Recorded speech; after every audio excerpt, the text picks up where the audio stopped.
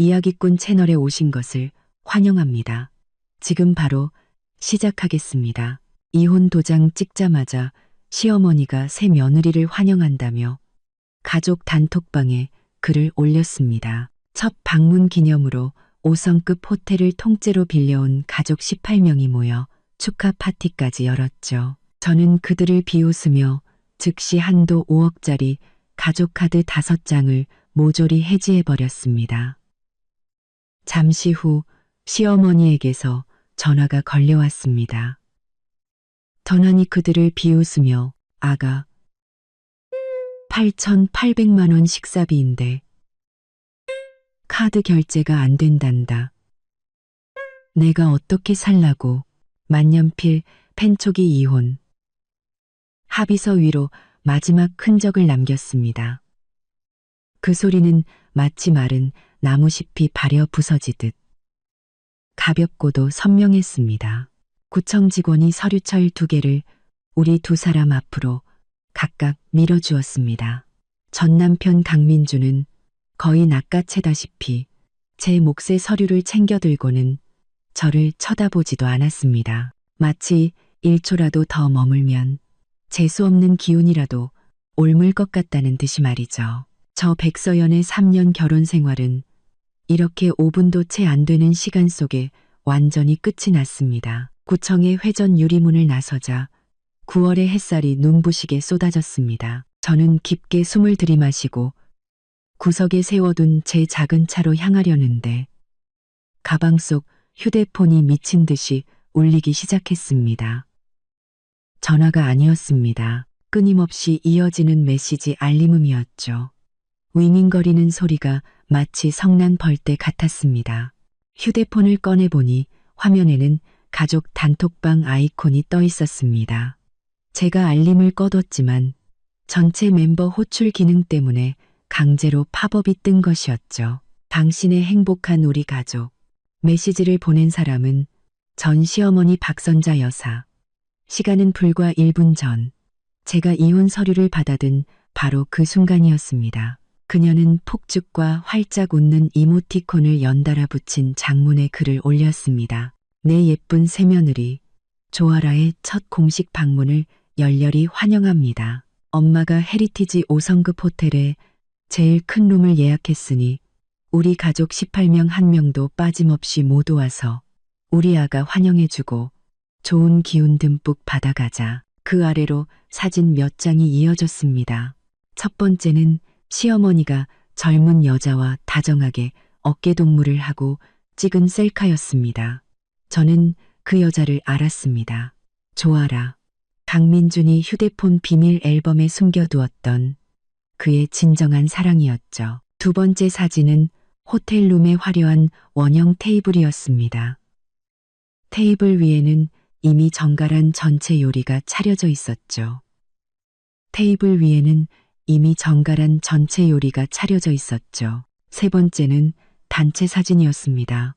역시나 강민준의 누나, 둘과 형부들, 이모와 이모부, 사촌들까지 까만 인파가 중앙에 선 강민준과 조아라를 둘러싸고 있었습니다.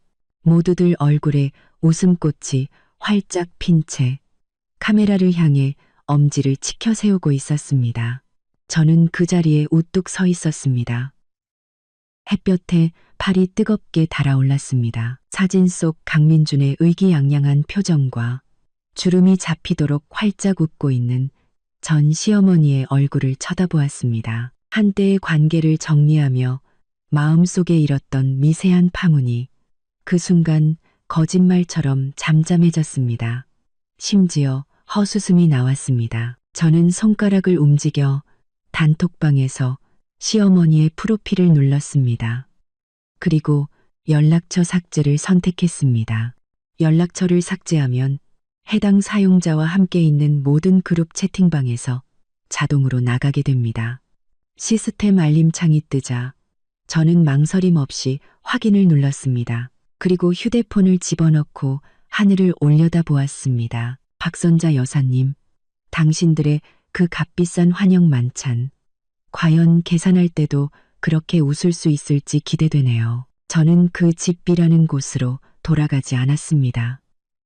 이제 그곳엔 제가 아직 옮기지 못한 짐, 몇 상자와 역겨운 기억들만 남아있을 뿐이니까요. 저는 곧장 강남 시내로 차를 몰아 제가 가장 즐겨 찾는 카페로 갔습니다. 아메리카노 한 잔을 시켜 창가 조용한 구석에 자리를 잡았습니다. 오후의 햇살이 유리창을 통해 따스하게 손등위로 쏟아졌습니다. 그제야 구청 앞에서 온몸에 스며들었던 한기가 서서히 가시는 듯했습니다. 그제야 구청 앞에서 온몸에 스며들었던 간기가 서서히 가시는 듯했습니다. 휴대폰은 여전히 간간히 진동했습니다. 제가 이미 나간 가족 단톡방이 아니라 예전에 업무 때문에 추가했던 강민준의 먼 친척 동생 때문이었습니다. 그녀는 제가 친구 목록에 있다는 사실을 잊었는지 연이어 호텔의 성대한 파티 현장을 카카오 스토리에 생중계하고 있었습니다. 그녀가 막 올린 짧은 동영상을 클릭했습니다.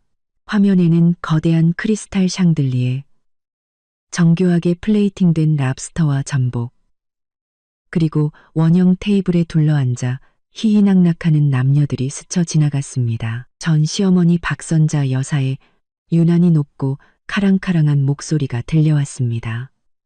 그녀는 와인잔을 치켜들고 거의 휴대폰 화면을 뚫을 듯한 목소리로 외치고 있었습니다. 자자, 모두 잔을 드세요. 우리 강씨 집안에 진짜 복덩이가 굴러들어왔습니다. 내 예쁜 며느리, 아라를 위하여 건배. 알도 못 낳는 어떤 암탉은 진작에 알아서 꺼져줬어야지. 괜히 자리만 차지하고 앉아서 우리 집안대 끊을 뻔했잖아. 테이블에 앉은 모든 사람이 박장대소하며 맞장구를 쳤습니다. 맞아요. 맞아. 아라 씨는 딱 봐도 복스럽게 생겼잖아요. 민준이 형, 이제 고생 끝이네. 어머님, 드디어 소원 성취하셨네요.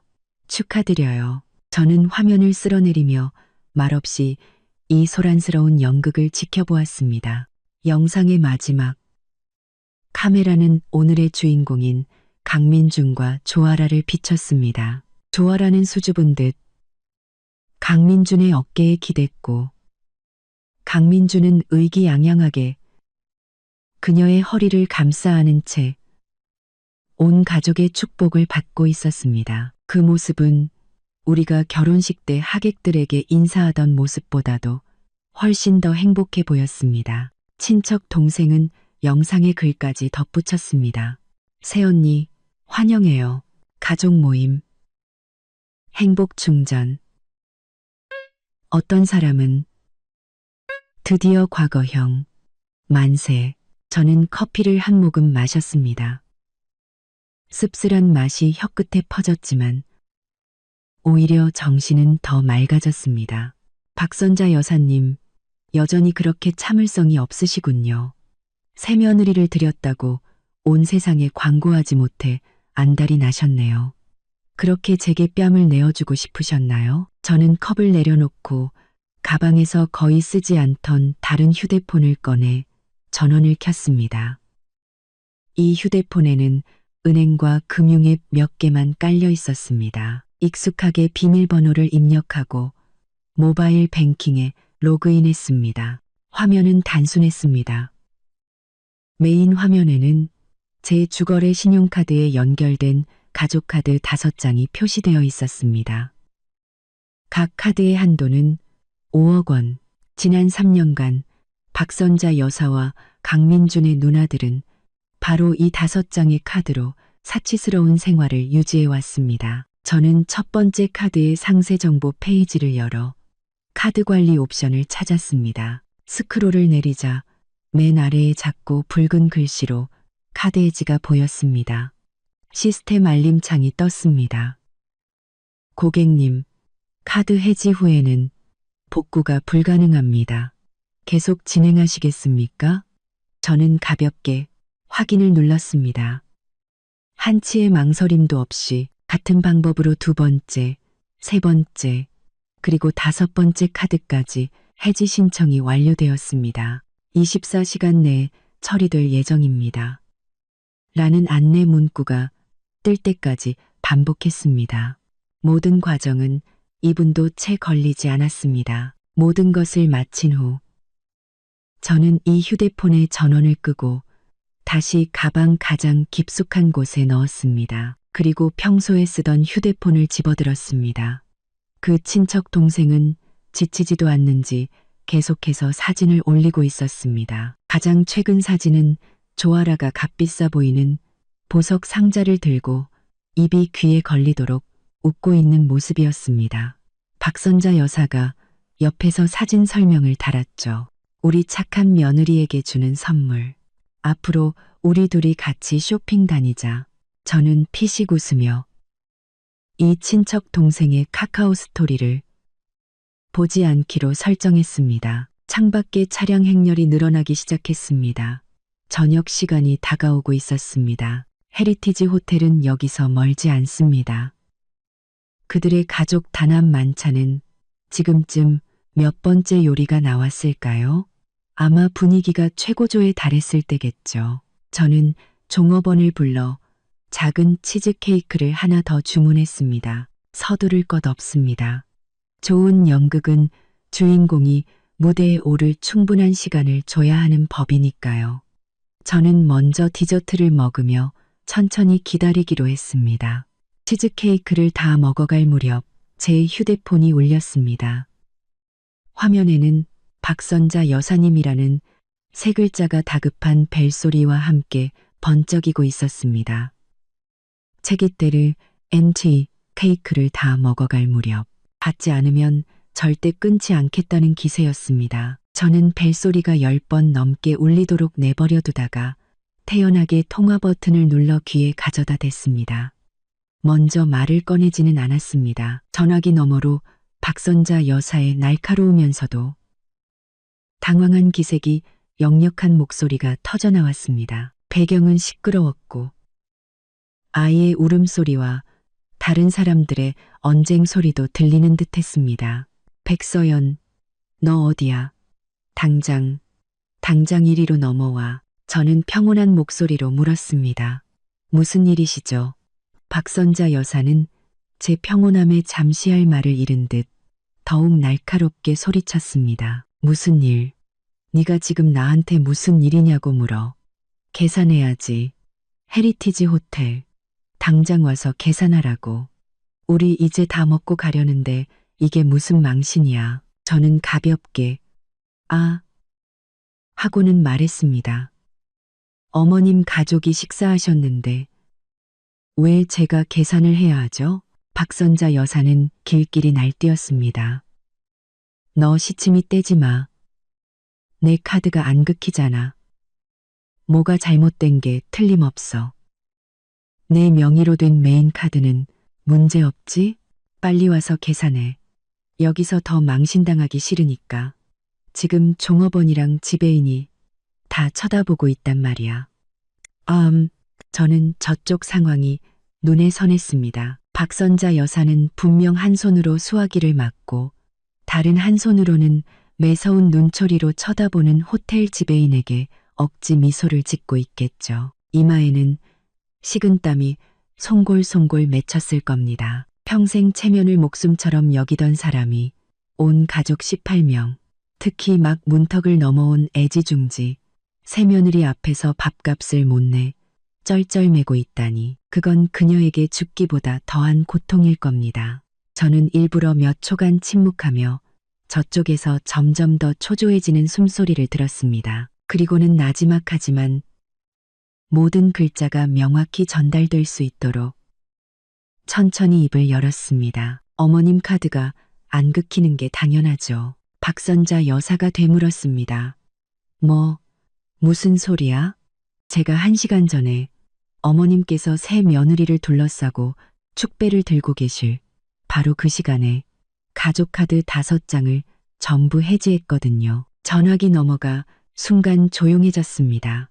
배경의 소음마저 음소거 버튼을 누른 것처럼 멎었습니다. 몇 초가 흐른 뒤에야 마치 목이 졸린 듯한 박선자 여사의 목소리가 들려왔습니다.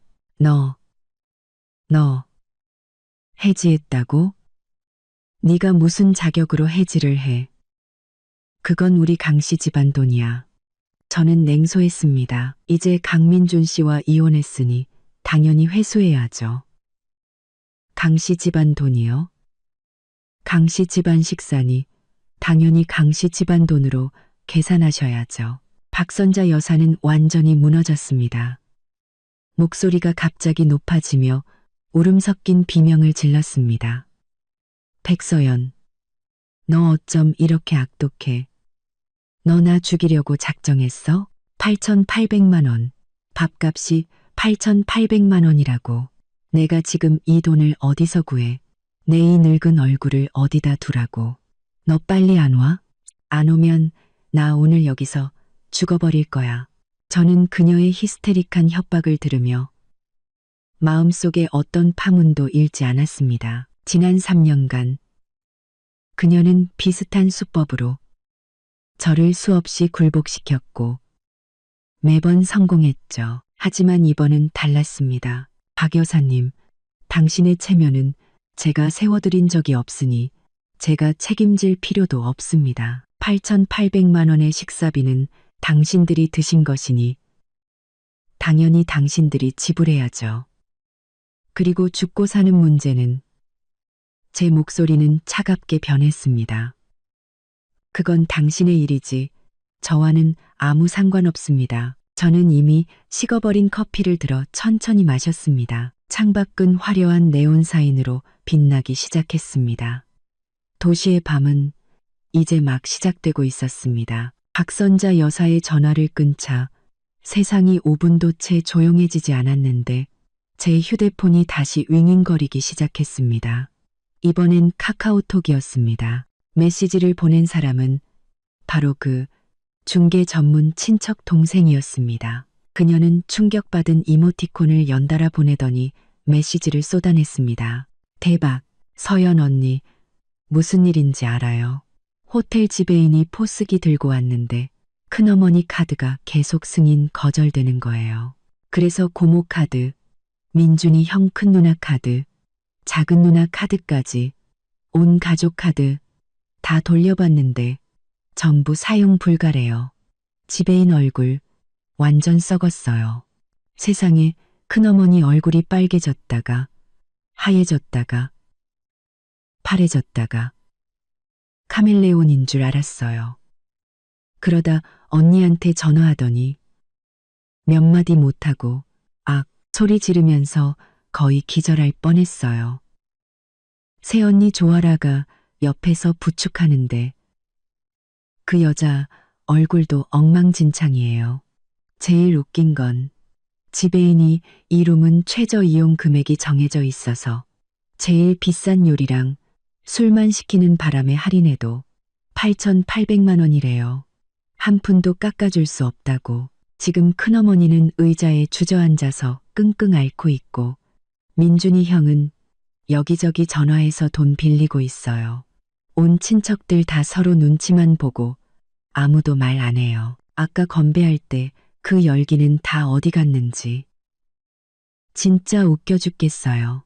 저는 화면에 계속해서 뜨는 글자들을 보며 그 아수라장이 된 현장을 상상했습니다. 체면을 목숨처럼 여기는 박선자 여사에게 오늘 이 사건은 그야말로 얼굴을 땅바닥에 갈아버리는 격이었을 겁니다. 저는 간단하게 알았어 라고 답장했습니다. 친척 동생은 바로 언니가 한 거죠. 라며 윙크하는 이모티콘을 보냈습니다. 저는 직접 대답하는 대신 구경만 해, 말 많이 하지 말고 라고만 보냈습니다. 휴대폰을 내려놓고 아까 썼던 다른 휴대폰을 다시 켰습니다. 은행 앱에서 알림이 와 있었습니다. 5장의 가족카드 해지 절차가 모두 완료되었다는 내용이었습니다. 좋아. 완벽하게 돈줄을 끊었으니 이제 불길이 더 활활 타오르도록 땔감을 좀 더 넣어줄 차례였습니다. 저는 거의 쓰지 않던 인스타그램 부계정에 로그인했습니다. 몇 년 전 그냥 만들어둔 계정이라 팔로워도 거의 없었죠. 딱 좋았습니다. 저는 미리 가족 단톡방과 친척 동생의 카카오 스토리에서 저장해둔 사진과 영상을 골랐습니다. 박선자 여사가 새며느리를 환영한다며 올린 단톡방 캡처. 호텔룸의 호화로운 전경. 랍스터와 전복이 가득한 테이블. 클로즈업. 18명의 가족이 축배를 드는 단체 사진.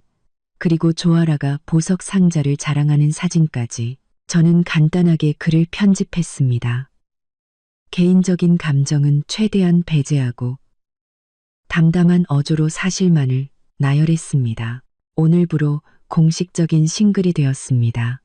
이혼 서류를 받자마자 전 시어머니께서는 가족 단톡방에 새며느리의 첫 방문을 환영하는 글을 올리셨고 5성급 호텔에서 18명의 가족과 함께 축하 파티를 여셨네요. 3년간 오직 가정을 위해 헌신한 결과가 이렇게나 가차없는 모욕이라니. 제 가족 카드로 호화로운 생활을 유지하던 그분들이 이미 제 후임자를 정해두었다는 사실을 이제야 알았습니다. 그렇다면 앞으로의 모든 비용은 각자 알아서 해결하시길 행운을 빕니다. 그리고는 지역의 몇몇 가십 폭로 계정과 연예 유튜버들을 태그했습니다. 모든 것을 마치고 저는 계정에서 로그아웃한 뒤 휴대폰 전원을 껐습니다. 인터넷의 속도는 상상을 초월한다는 것을 잘 알고 있었습니다. 재벌가의 불륜, 고부 갈등, 돈 문제가 뒤섞인 이 현실판 막장 드라마는 금세 사람들의 안주거리가 될 것입니다. 박선자 여사는 체면을 가장 중시한다고요? 강민주는 성공한 사업가 이미지를 지키고 싶어 한다고요? 저는 그들의 가장 추악한 민낯을 모든 사람 앞에 찢어발겨 보여줄 작정입니다. 저는 카페에서 계산을 하고 나와 결혼 전에 사두었던 작은 오피스텔로 차를 몰았습니다. 그곳은 조용했고 아무에게도 방해받지 않을 수 있었습니다. 뜨거운 물에 몸을 담그고 일찍 잠자리에 들었습니다. 다음 날 저는 휴대폰 벨소리에 잠에서 깼습니다. 창밖은 이미 환했고 햇살이 눈부셨습니다. 창밖 전화를 건 사람은 제 절친 최수민이었습니다. 전화를 받자마자 그녀 특유의 우렁찬 목소리가 터져나왔습니다. 내 사랑 서연아, 괜찮아? 세상에, 인스타그램 난리 났어. 내 부계정에 올린 거 진짜야? 박선자, 그 마귀 할멈이 진짜 이혼 도장 찍자마자 그런 짓을 했다고? 저는 잠이 덜 깬 목소리로 응, 진짜야 라고 대답했습니다. 수민이는 곧바로 욕을 퍼부었습니다. 미친, 진짜 그 집안 인간들 다 쓰레기네. 잘 헤어졌어. 진짜 너무너무 잘 헤어졌어. 기다려. 내가 맛있는 거 사서 지금 바로 갈게. 이럴 땐 친구가 옆에 있어줘야지. 수민이의 전화를 끊고 보니 휴대폰에 수십 통의 부재중 전화가 와 있었습니다. 대부분 모르는 번호였는데 아마 강민준이나 그의 친척들이 번호를 바꿔가며 전화한 것이겠죠. 문자도 수십 통화 있었습니다. 강민준이 보낸 것이었는데 처음에는 백서연, 무슨 짓이야. 당장 엄마 경찰서에서 빼내. 라며 윽박지르다가 나중에는 무슨 일이든 좋게 얘기하자. 일단 와서 호텔 계산부터 해결해줘. 라고 애원하는 내용으로 바뀌어 있었습니다. 마지막 문자는 새벽 3시쯤 온 것이었습니다. 정말 이렇게까지 해야겠어? 저는 하나도 답장하지 않고 모두 선택해 삭제해버렸습니다. 경찰서라. 어젯밤의 결말은 제 생각보다도 더 흥미진진했나 봅니다. 느긋하게 일어나 씻고 옷을 갈아입자마자 초인종이 울렸습니다. 현관 카메라를 보니 역시 수민이었습니다. 양손 가득 무언가를 들고 살기등등하면서도 흥분을 감추지 못하는 표정이었습니다. 문을 열자마자 수민이는 저를 와락 껴안았습니다. 우리 서연이 마음고생 많았지. 근데 진짜 잘했어. 통쾌해 죽는 줄 알았네. 가족카드 해지한 건 정말 신의 한 수였어. 그녀는 식탁에 따끈따끈한 김이 나는 만둣국과 콩나물국밥이 든 봉투를 내려놓았습니다. 우리는 아침을 먹으며 수민이가 신나게 휴대폰을 보여주었습니다. 이것 봐, 이것 봐. 네가 올린 글. 유명 인플루언서들이 다 퍼갔어. 댓글이 벌써 수천 개야. 다들 그 쓰레기 집안 욕하고 너 응원하는 글이야. 저는 인기 댓글 몇 개를 훑어보았습니다. 첫 번째 댓글. 두 번째 댓글. 언니, 힘내세요. 지들 돈도 아니고 언니 카드로 상간녀 파티 열어주는 클라스라니. 얼굴에 철판을 깔았나? 세 번째 댓글. 후기 제발요. 8,800만 원 계산은 했나요? 시어머니 진짜 경찰서 갔나요? 실시간 중계 원합니다. 수민이는 화면을 넘기며 신나서 말했습니다. 그리고 사람들이 그 조아라라는 여자 신상도 털었어. 예전에 이상한 중소기업 안내 데스크에서 일하다가 강민준 꼬셨다던데?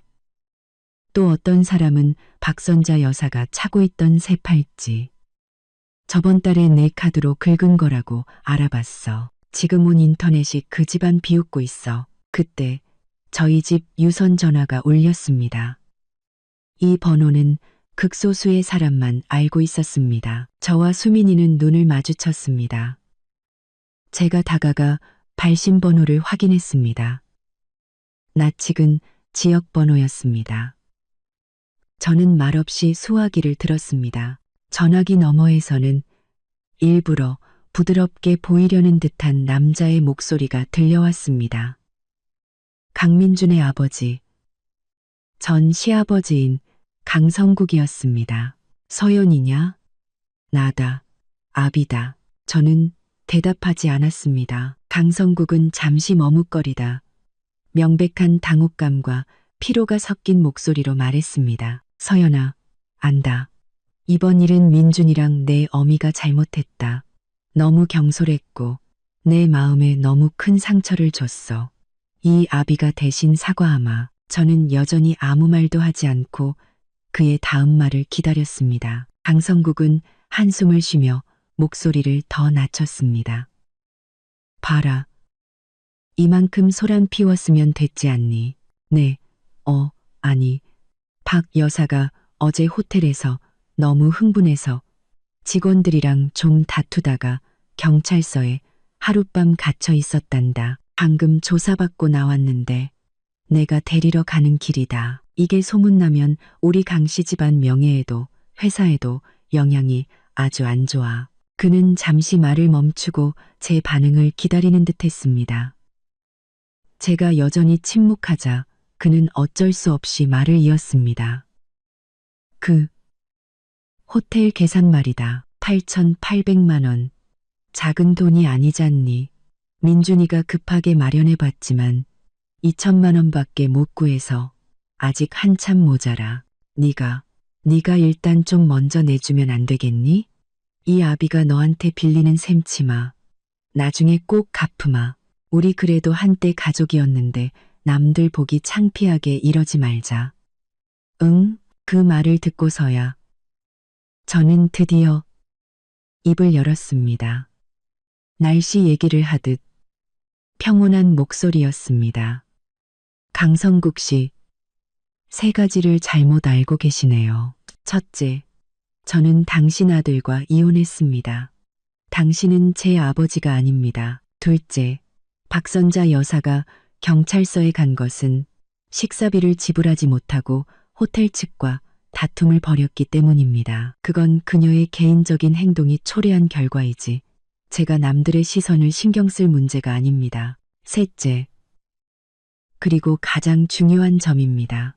저는 일부러 말의 속도를 늦춰 모든 글자가 명확하게 들리도록 했습니다. 그 식사는 당신들 강씨 집안이 새 식구를 환영하기 위해 연 축하 파티였습니다. 이제 막 당신들에게 쫓겨난 저 백서연이 어째서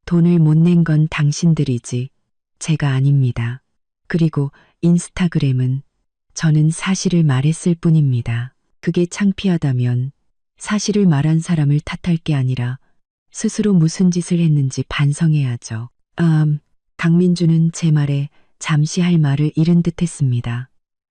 한참 뒤 그는 깊은 숨을 내쉬더니 갑자기 목소리를 부드럽게 바꿨습니다. 과거에 제가 익숙했고 지금은 역겹기만 한 다정한 말투였습니다. 서연아, 내가 잘못했어.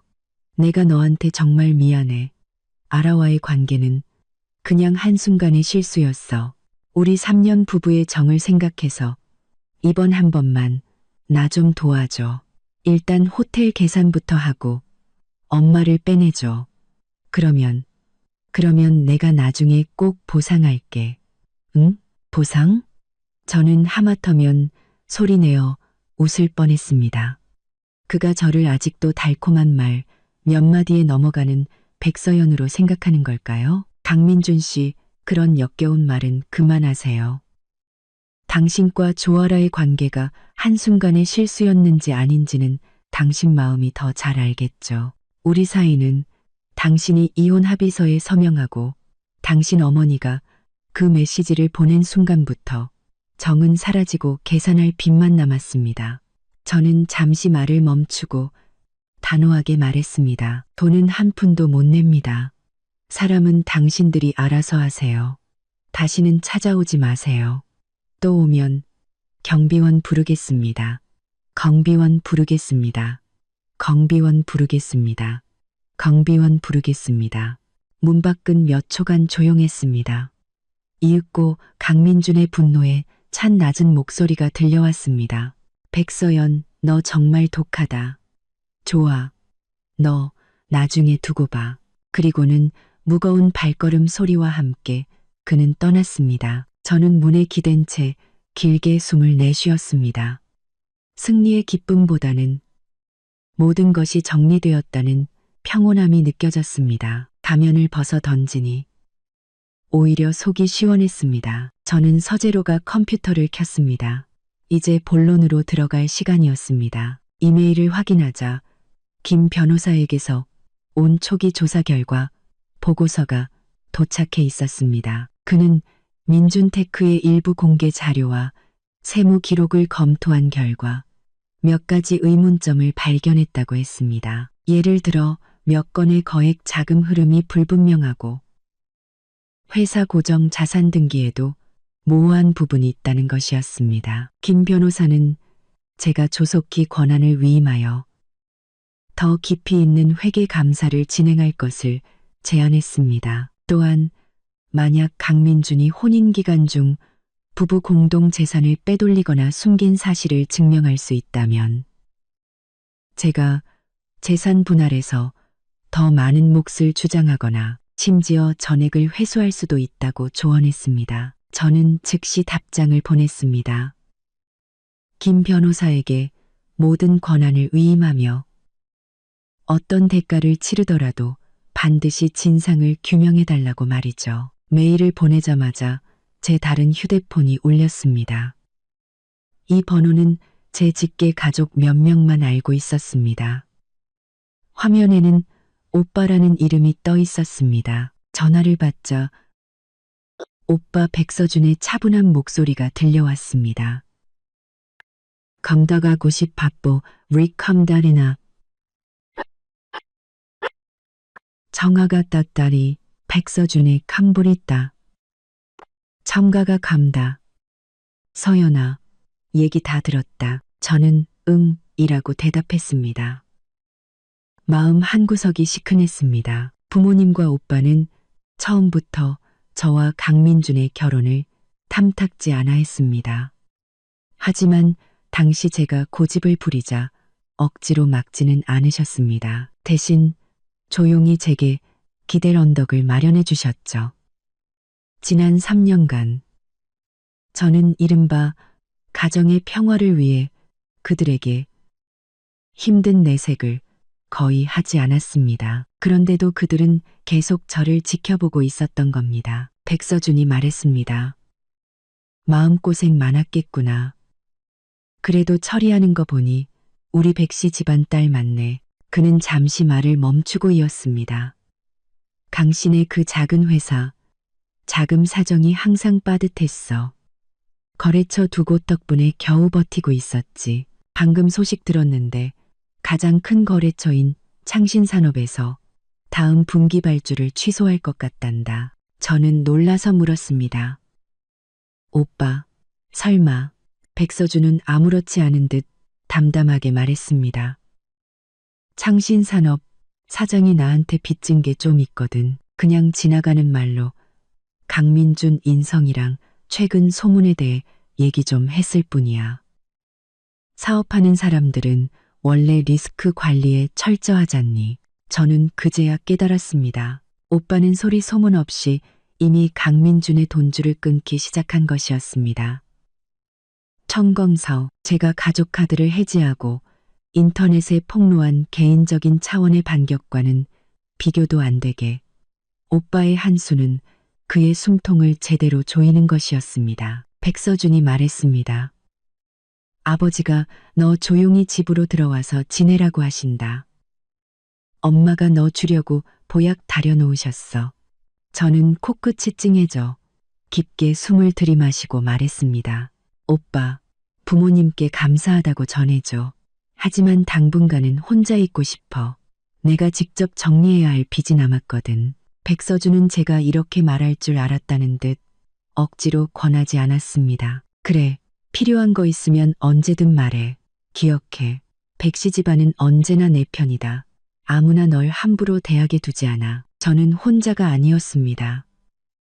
제 가족은 항상 제 뒤에 있었습니다. 오빠의 전화는 제게 큰 힘이 되었습니다. 강민준의 회사가 겪을 어려움은 이제 시작에 불과하다는 것을 알 수 있었습니다. 하지만 그들 내부의 붕괴가 이렇게 빨리 찾아올 줄은 몰랐습니다. 다음 날 오전, 저는 또다시 그 친척 동생의 카카오톡 폭탄을 받았습니다. 이번에는 글이 아니라 흥분했지만 목소리를 낮춘 여러 개의 음성 메시지였습니다. 서연 언니, 대박 사건. 그 집, 아니, 강씨 집안 뒤집어졌어요. 어제 큰어머니가 경찰서에서 돌아온 뒤로 완전 폭탄이 됐어요. 집에서 밤새 하늘이 무너져라 울면서 언니 욕을 했다더라고요. 그러다 오늘 아침에 정신 좀 차리더니 화풀이를 새언니한테 하더라고요. 그녀는 이어서 몰래 녹음한 듯한 파일을 보내왔습니다. 배경음이 섞여 있었지만 박선자 여사의 날카로운 목소리와 더 이상 조신하지 않은 조아라의 반박은 선명하게 들렸습니다. 박선자, 알아야 내가 너를 뭐라고 하는 게 아니라 어제 음식 주문할 때 내가 그 수입 와인은 한 병만 시키자고 했잖니. 그런데 네가 기분 내야 한다고 2병이나 시켰잖아. 그리고 그 최고급 전복도 1인당 하나씩은 너무 비싸다고. 그게 다 얼마니? 이제 와서 계산도 못하고 내 늙은 얼굴에 똥칠을 했어. 조아라. 분명히 불만 섞인 목소리로. 어머님, 말씀이 좀 지나치시네요. 어제 분명히 최고급으로 대접해서 제 길을 살려줘야 한다고 하셨잖아요. 제가 뭐 시킬 때마다 어머님도 웃으면서 좋다고 하셨으면서 이제 와서 제 탓을 하세요? 박선자.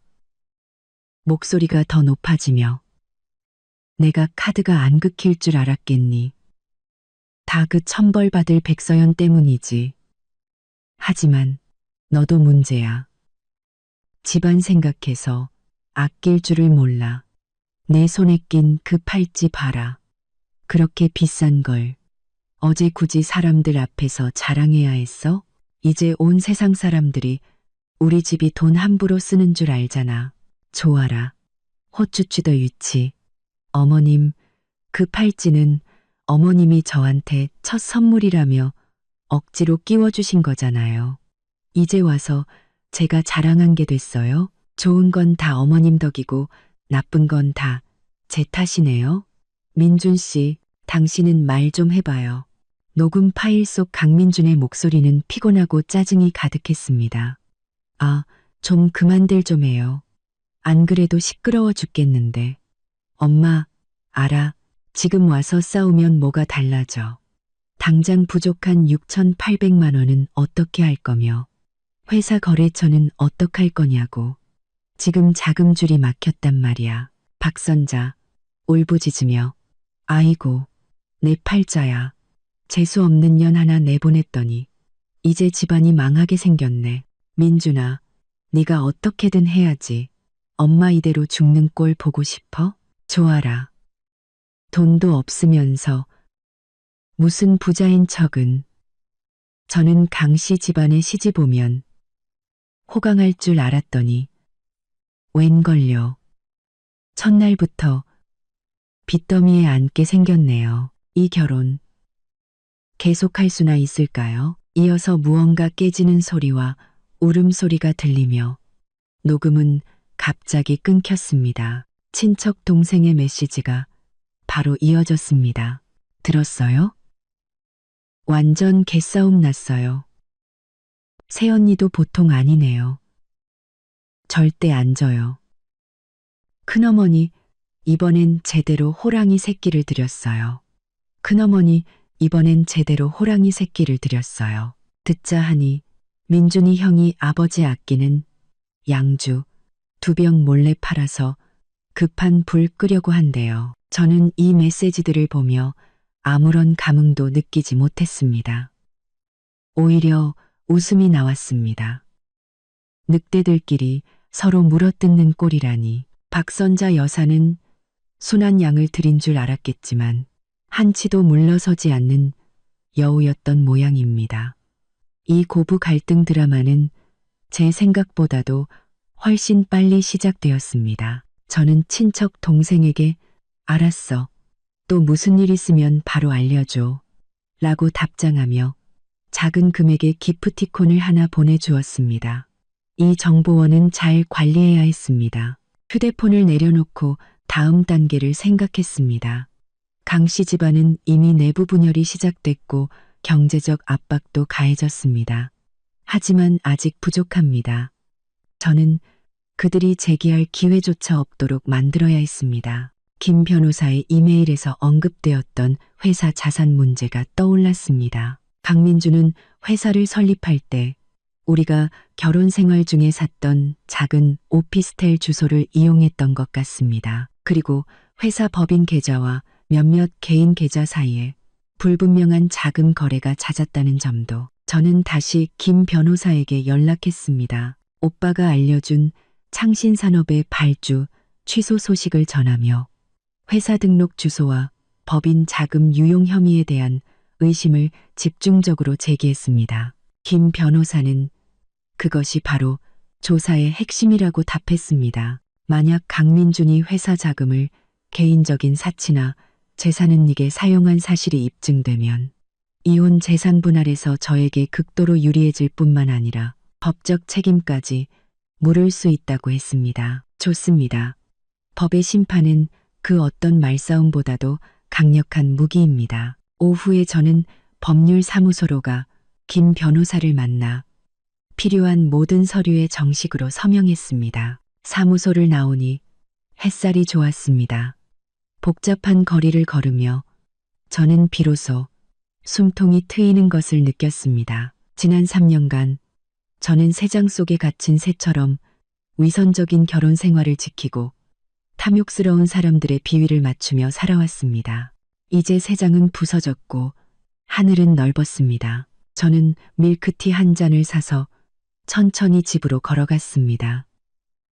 길에서 휴대폰을 확인해 보니 이전에 올렸던 인스타그램 게시물의 열기가 식지 않고 있었습니다. 심지어 몇몇 네티즌들은 좋아라가 과거 소셜미디어에 올렸던 그녀의 수입으로는 감당할 수 없을 법한 명품 가방과 해외여행 사진들을 찾아내 강민준의 불분명한 자금 지출 시점과 정확히 일치한다는 것을 밝혀내기도 했습니다. 여론은 들끓고 내부는 분열되고 외부의 압박은 거세지고 있었습니다. 김 변호사와 서류 작업을 마치고 집에 돌아와 차를 한 잔 마시려는데 초인종이 또다시 집요하게 울렸습니다. 이번에는 현관 카메라를 확인하지 않고 바로 문을 열었습니다. 문 밖에는 어제보다 더 초췌해진 강민준이 서 있었습니다. 눈에는 핏발이 서 있고 턱에는 거뭇한 수염 자국이 가득했습니다. 그는 서류철 하나를 손에 쥐고 있었는데 너무 세게 쥔 탓에 손마디가 하얗게 질려 있었습니다. 강민준은 저를 보자마자 거의 이를 갈며 말했습니다. 백서연, 우리 얘기 좀 해야겠다. 저는 문을 비켜주지 않고 문틀에 기댄 채 그를 바라보았습니다. 무슨 얘기를요? 돈 문제나 인스타그램 글 내리라는 거면 할 얘기 없어요. 강민주는 서류철을 제 앞으로 내밀며 억눌린 분노로 말했습니다. 그게 아니야. 이것도 내 짓이지? 경제사범 전문이라는 그 김 변호사 말이야. 오늘 회사로 사람 보내서 장부 보자고 하더라. 무슨 자산이 어쩌고 하면서 네가 시킨 거지? 저는 서류철을 받아들고 천천히 펼쳐보았습니다. 안에는 김 변호사 사무실에서 보낸 정식 공문 사본이 들어 있었습니다. 민준테크의 재무 상태를 감사하겠다는 내용과 함께 회사 등록 주소와 실제 운영 장소의 불일치, 그리고 법인 계좌에서 개인 계좌로 흘러 들어간 몇 건의 거액 이체, 내역 등 초기 의심 정황이 나열되어 있었습니다. 수취인 이름에는 조아라라는 이름이 선명했고 이체 목적은 프로젝트 인건비라고 적혀 있었습니다. 날짜는 불과 3개월 전이었습니다. 저는 서류철을 덮어 그에게 돌려주며 무표정하게 말했습니다. 김 변호사님은 법대로 처리하시는 분입니다. 그분이 왜 당신 회사를 조사하는지는 당신 스스로에게 물어봐야죠. 뭐 캥기는 일이라도 있나요? 박민준의 얼굴이 순간 붉게 달아오르며 서류철을 낚아챘습니다. 너 깨끗한 척하지 마. 백서연, 똑똑히 들어. 이 회사는 내가 혼자 일군 거야. 너랑은 아무 상관없어. 내 회사에 손댈 생각하지 마. 저는 웃었습니다. 차갑고 비웃음이 섞인 웃음이었습니다. 당신 회사라고? 강민준 씨, 잊었나 본데 우리는 아직 재산 분할을 끝내지 않았어요. 혼인기간 중에 설립된 회사는 당신 단독 명의로 되어 있더라도 내 몫이 절반은 있는 겁니다. 하물며 저는 한 걸음 다가가 그의 눈을 똑바로 쳐다보며 또박또박 말했습니다. 당신은 우리 부부 공동 재산으로 사무실을 얻었고 결혼 후에 수입으로 회사를 운영했죠. 그런데 이제는 회사 돈으로 상간녀를 먹여 살린 것까지 들켰네요. 그런데도 이 회사가 당신 혼자만의 것이라고요?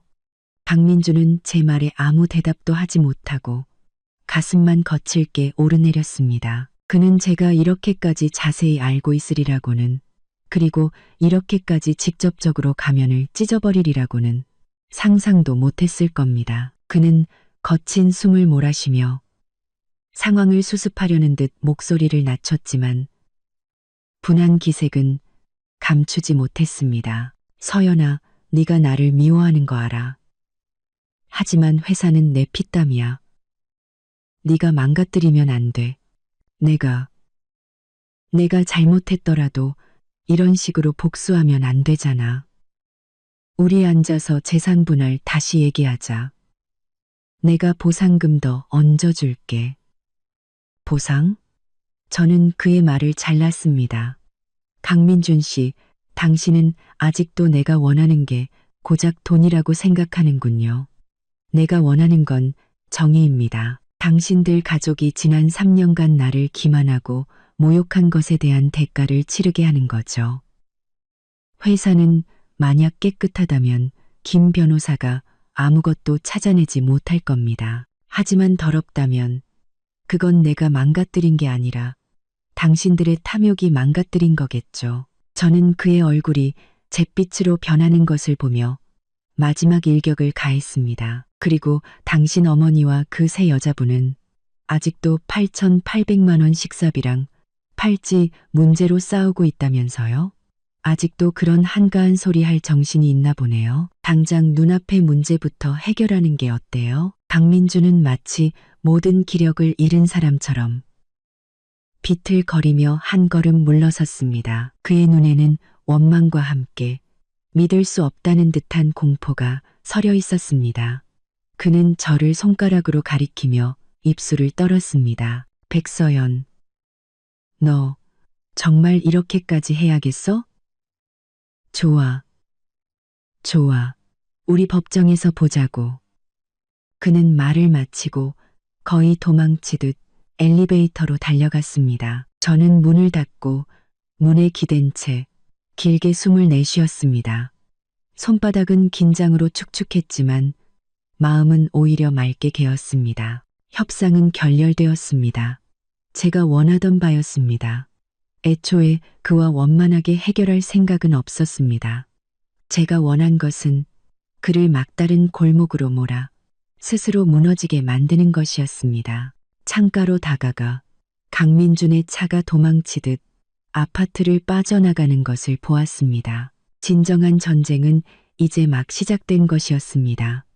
법정 싸움, 여론전, 경제적 압박, 저는 그들이 저지른 일에 대해 땅을 치고 후회할 때까지 모든 길에서 그들과 끝까지 싸울 것입니다. 저는 휴대폰을 들어 김 변호사에게 메시지를 보냈습니다. 강민준 씨가 방금 다녀갔습니다. 감정적으로 매우 격앙된 상태입니다. 조사 방향이 그의 아픈 곳을 제대로 찌른 것 같습니다. 계속해서 강도를 높여주세요. 김 변호사에게서 곧 답장이 왔습니다. 알겠습니다. 핵심 계좌와 자산에 대한 단서를 몇 가지 확보했습니다. 곧 돌파구가 보일 겁니다. 국군보시 가정 변호사에게서 곧 돌파구가 보일 겁니다. 좋습니다.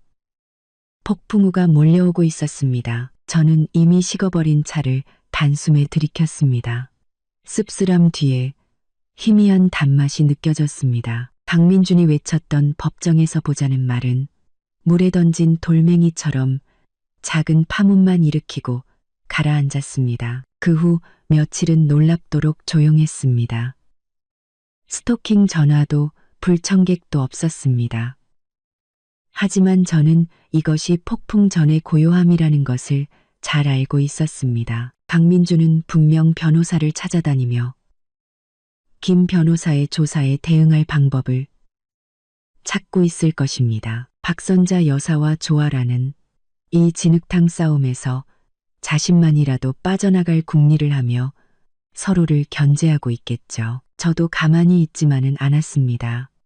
김 변호사가 증거를 정리하는 것을 도우며 제 개인적인 일들을 처리하기 시작했습니다. 결혼 전에 사두었던 이 오피스텔을 대청소하고 강 씨 집안과 관련된 물건은 모두 버렸습니다. 그리고 백화점에 가 새로운 침구와 커튼을 사고 집안에 생기를 불어넣었습니다.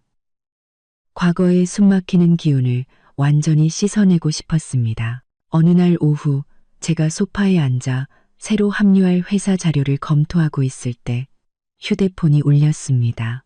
모르는 지역 번호였습니다. 잠시 망설이다가 전화를 받았습니다. 전화기 너머에서는 약간 소심한 듯한 중년 여성의 목소리가 들려왔습니다. 혹시 백서연 씨 되시나요?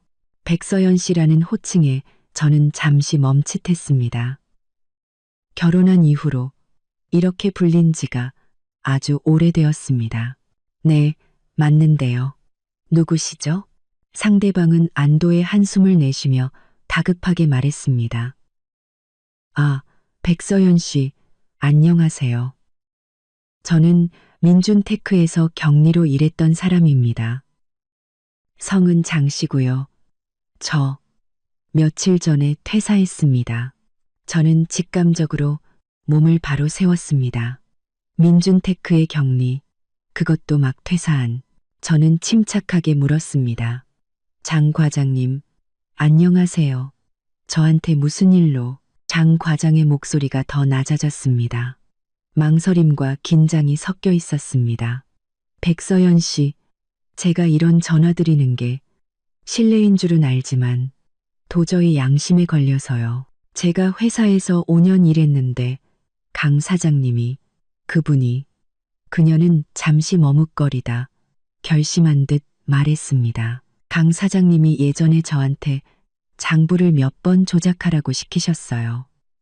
회사 돈을 여러 명목으로 빼서 개인 계좌 몇 개로 보내라고요. 사모님. 아니, 박 여사님 계좌도 있었고, 조아라 씨 계좌도 있었어요. 그때마다 프로젝트 비용이나 예비비로 처리해서 장부를 맞추라고 하셨죠.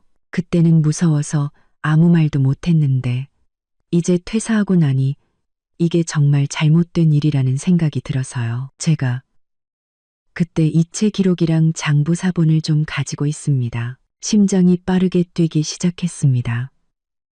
이것은 그야말로 가뭄의 단비였습니다. 김 변호사가 자금 흐름을 추적하고는 있지만 내부자가 직접적인 증거를 제공한다면 일은 훨씬 수월해질 것입니다. 저는 흥분을 가라앉히고 신중하게 물었습니다. 장 과장님, 제게 이런 사실을 알려주셔서 감사합니다. 그런데 왜 저에게 알려주시기로 결심하셨나요? 장 과장은 한숨을 쉬었습니다. 백서연 씨, 예전에 회사에서 몇 번 뵌 적이 있어요. 참 합리적이고 좋은 분이라고 생각했습니다. 지금 그분들처럼 그렇지는 않으셨죠. 그리고 뉴스도 봤습니다. 그분들이 당신에게 한 짓은 너무했어요. 제가 힘은 없지만 나쁜 일에 계속 동조하고 싶지는 않았습니다.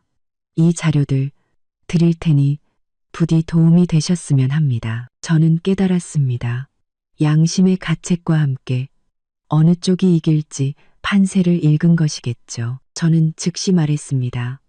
정말 감사합니다. 장 과장님, 이 자료들은 저에게 정말 중요합니다.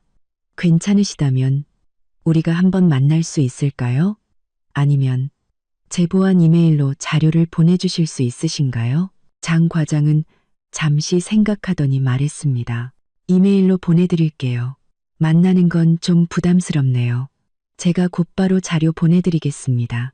백서연 씨도 몸 조심하세요.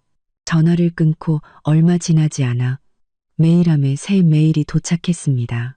첨부 파일에는 선명한 스캔본 몇 개가 들어 있었습니다. 은행 이체 확인증 캡처, 내부 결제 서류 캡처 등. 서류에는 강민준의 서명이 선명했고 수취인은 역시나 박선자 여사와 조아라였습니다.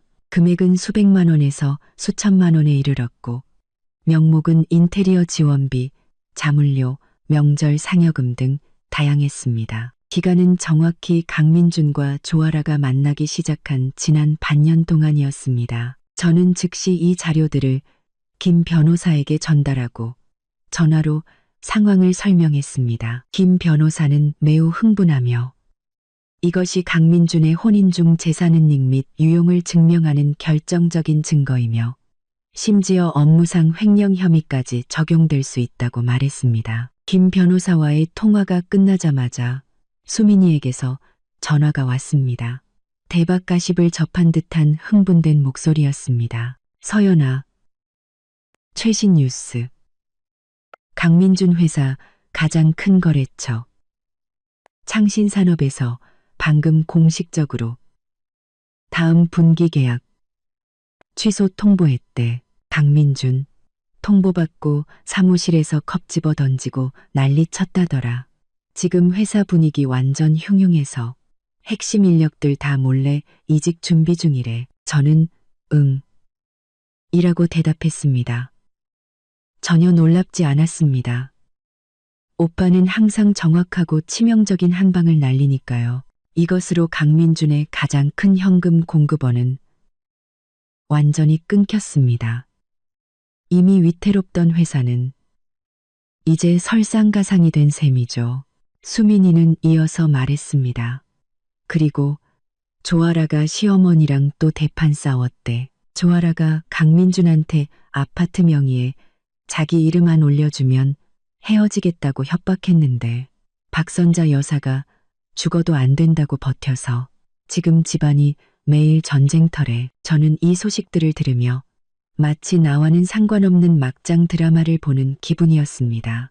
드라마는 점점 더 격렬해지고 외부의 압박은 계속해서 거세지고 있었습니다. 강민주는 지금쯤 회사 위기와 가정 불화를 동시에 수습하느라 정신이 없을 것입니다. 김 변호사의 조사에 제대로 대응할 여력은 남아있지 않겠죠. 평온한 날들이 일주일도 채 지나지 않아 법원에서 온 소환장이 제 손에 도착했습니다. 강민준이 결국 소송을 건 것이었습니다. 사유는 이혼 후 재산분할 분쟁. 그는 민준테크가 자신의 결혼 전 개인 재산의 연장선이며 저와는 무관하다고 주장했고 제가 회사 경영에 간섭하는 것을 중단할 것을 요구하며 제가 제시한 재산분할 방안을 전면 거부했습니다. 소환장의 뻔뻔한 문구들을 보며 저는 실소를 금할 수 없었습니다. 죽음이 코앞인데도 여전히 허세를 부리다니. 이게 바로 강민준의 스타일이었죠. 좋습니다. 그가 법정 싸움을 선택했다면 저도 모든 추악한 진실을 세상에 드러낼 수밖에요. 저는 소환장을 사진 찍어 김 변호사에게 보냈습니다. 김 변호사는 자신감 넘치는 목소리로 답했습니다. 잘 됐습니다. 저희가 준비한 자료도 거의 마무리되었습니다. 법정에서 상대방에게 아주 특별한 선물을 주게 될 겁니다. 재판 당일 저는 단정하고 세련된 검은색 정장을 입고 옅은 화장을 했습니다. 법정에 들어서자 맞은편에서 날아오는 시선이 느껴졌습니다. 강민준과 그의 변호사가 앉아 있었습니다. 강민준은 굳은 표정으로 제 시선을 피했습니다. 강민준과 그의 변호사가 앉아 있었습니다. 그리또 강민준은 굳은 표정으로 그또 굳은 그의 옆에는 아버지 강성국만아 와 있을 뿐 박선자 여사와 조아라는 보이지 않았습니다. 창피해서 오지 않았거나 집에서 또다시 싸우고 있거나 둘 중 하나겠죠. 재판이 시작되자 강민준의 변호사가 먼저 발언했습니다. 그는 민준테크가 오로지 강민준 개인의 피땀으로 이룬 성과이며 결혼 후 가정주부 역할에만 충실했던 저와는 아무런 관련이 없다고 주장했습니다. 또한 제가 악의적으로 가족 카드를 해지하고 인터넷에 허위 사실을 유포하여 회사에 막대한 손해를 끼쳤다고 비난했습니다. 김 변호사의 차례가 되자 그는 침착하게 자리에서 일어나 판사에게 일련의 증거들을 제출했습니다. 그는 먼저 회사 등록 주소가 우리가 혼인 중에 구매한 아파트 주소라는 증거와 회사 설립 초기에 우리 부부의 공동 예금을 대량으로 사용한 은행 거래 내역을 제시했습니다. 그리고 김 변호사는 결정적인 한 방을 날렸습니다. 전 격리장 과장이 제공한 이체 기록들이었습니다. 선명한 스캔본이 법정 스크린에 투사되었습니다. 민준테크 계좌에서 박선자 여사와 조아라의 개인 계좌로 흘러들어간 수많은 이체 내역, 금액, 날짜, 그리고 강민준의 서명까지 모든 것이 명백했습니다. 김 변호사는 차분한 목소리로 이 이체 내역들이 회사 업무와는 전혀 무관하며 순전히 강민준이 직위를 이용해 회사 자금을 개인적인 사치와 가정생활 그리고 불륜 관계 유지에 사용한 것이라고 지적했습니다. 강민준의 얼굴이 순간 새하얗게 질렸습니다. 그의 변호사도 당황한 기색이 역력했고 그것들은 합법적인 인건비 지급이나 개인적인 대여금이라고 반박하려 했지만 조아라가 관련 전문 자격이 없다는 점 그리고 이체 시점이 소위 프로젝트와 전혀 일치하지 않는다는 김 변호사의 지적 앞에 그들의 주장은 힘을 잃었습니다. 김 변호사는 승기를 잡고 창신산업의 계약 취소 관련 뉴스 기사와 인터넷상에서 당시 집안의 사치와 가정 불화에 대한 여론이 악화된 상황을 추가 증거로 제출했습니다. 이 모든 것이 강민준과 그의 가족의 부적절한 행동으로 인해 발생한 회사 위기이며 저와는 무관하다는 것을 증명하기 위함이었습니다. 재판 내내 저는 조용히 앉아 있었습니다. 가끔 고개를 들어 바늘방석에 앉은 듯 식은땀을 뻘뻘 흘리는 강민준의 비참한 모습을 바라보았습니다. 그는 아마도 자신이 은밀하게 저질렀던 모든 일들이 이렇게 법정에서 적나라하게 드러나리라고는 상상도 못했을 것입니다. 재판이 끝나고 판사는 휴정을 선언하며 추후 판결을 내리겠다고 했습니다. 하지만 누가 봐도 승패는 이미 결정나 있었습니다. 법정을 나오자 강민준과 그의 아버지는 거의 도망치듯 빠르게 자리를 떴습니다. 밖에서 기다리던 기자들에게 사진이라도 찍힐까 두려워하는 모습이었습니다. 김 변호사가 제게 말했습니다. 예상보다 훨씬 순조로웠습니다. 상대 측 증거는 허점투성이었고 저희가 제출한 증거는 완벽했습니다. 재산 분할에서 우리가 절대적으로 유리할 뿐만 아니라 강민준 씨는 자금 유용 혐의로 법적 책임을 지게 될 수도 있습니다. 저는 고개를 끄덕였습니다. 마음속에는 흥분보다는 모든 것이 제자리로 돌아왔다는 평온함이 느껴졌습니다. 이것은 모두 그들이 받아야 할 마땅한 벌이었습니다. 집에 돌아오자마자 수민이에게서 전화가 왔습니다. 마치 자기가 소송에서 이긴 것처럼 흥분한 목소리였습니다. 어땠어? 어땠어? 완전히 박살내고 왔지? 저는 간단하게 재판 상황을 설명했습니다. 수민이는 전화기 너머에서 환호성을 질렀습니다. 대박, 그럴 줄 알았어. 어디 계속 기고만장해 보라지. 그녀는 이어서 말했습니다. 아, 서연아. 할 얘기가 있는데. 내 친구 중에 브랜드 기획사 하는 애가 있거든? 아, 경험 있는 파트너를 찾고 있는데 네가 예전에 강민준 회사 일 잘 도왔던 거 알고 한번 만나보고 싶어 하더라고. 기분 전환도 할 겸 한번 만나볼래? 저는 잠시 멈칫했습니다. 다시 일을 시작하는 것, 생각해보지 않았던 방향이었습니다. 지난 3년간 저는 강민준의 회사를 위해 많은 것을 바쳤습니다. 명목상으로는 돕는 것이었지만 실제로는 내부 관리와 고객 응대 대부분을 제가 처리했죠. 어쩌면 이제는 저 자신을 위해 살아야 할 때가 온 것일지도 모릅니다. 저는 미소 지으며 수민이에게 말했습니다. 좋아, 연락처 좀 보내줘. 한번 생각해 볼게. 전화를 끊고 창밖을 보았습니다.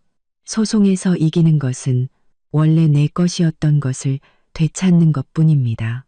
앞으로의 길은 저 스스로 한 걸음씩 나아가야 합니다. 하지만 이번에는 오직 저 자신을 위해서 살아갈 것입니다. 법원의 판결은 예상보다 빨리 나왔습니다.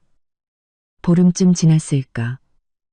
김 변호사가 정식 판결문을 가지고 저희 집으로 찾아왔습니다. 그는 편안한 미소를 지으며 제게 서류를 건넸습니다. 백서연 씨, 우리가 완승했습니다. 법원은 저희의 주장을 전적으로 받아들여 민준테크를 부부 공동 재산으로 인정했습니다. 강민준 씨의 혼인 중 자금 유용 증거가 명백하다고 판단했고요. 판결은 다음과 같습니다. 회사 명의의 모든 자산, 즉 고정자산, 미수금, 특허권 등을 감정평가액 기준으로 당신이 70%를 분할받게 됩니다. 강민준 씨 개인 명의의 아파트는 비록 그의 단독 명의였지만 혼인 중 구매한 것이므로 역시 당신 소유로 귀속됩니다. 또한 강민준 씨는 이번 소송의 모든 비용을 부담해야 합니다. 저는 두꺼운 판결문을 받아들었습니다. 명확한 논리와 숫자가 적혀 있었습니다. 70%라는 비율과 아파트의 소유권 귀속을 보며 제 마음속 마지막 돌덩이가 내려앉는 기분이었습니다. 이것은 단순히 돈의 문제가 아니었습니다. 이것은 법이제, 지난 3년간의 헌신과 서름을 최종적으로 인정한 것이었습니다. 김 변호사는 덧붙였습니다.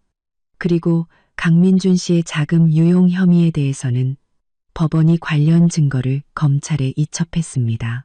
추가 조사가 있을 수 있습니다. 이번에 그는 꿩 대신 닭도 못 잡는 신세가 된 셈이죠. 저는 고개를 끄덕였습니다. 이 결과가 전혀 놀랍지 않았습니다. 인과응보, 이제야 때가 온 것뿐이었습니다. 김 변호사가 돌아간 뒤 저는 오빠에게 전화를 걸었습니다. 백서준은 모든 것을 듣고 담담하게 말했습니다. 알았다.